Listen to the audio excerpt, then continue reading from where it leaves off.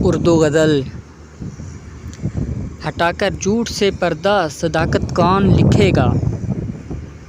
अगर हम भी छुपाएं तो हकीकत कौन लिखेगा। अगर तुम झूठ रिश्वत और मक्कारी से जीतोगे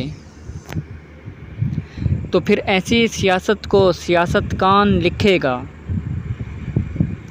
बहाए कितने तूने खून तख्तो ताज की खातिर,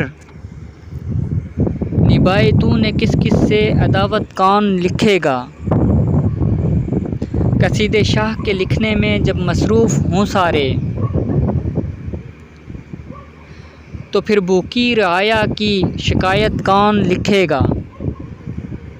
कहानी जुल्म की हर शख्स को मालूम है, लेकिन करेगा कौन, पर लिखने की जुर्रत कौन लिखेगा। तुम्हारी वजह शोहरत तो फ़कत है खौफ ए ज़ालिम, तुम्हारा नाम दुनिया में मोहब्बत कौन लिखेगा। अगर हर बार घबराओगे तुम हक बात कहने से, तुम्हारी बुज़दिली को फिर शराफत कौन लिखेगा। जहाँ इंसानों की अपनी कोई कीमत नहीं, वहाँ इंसान के जज्बों की कीमत कौन लिखेगा।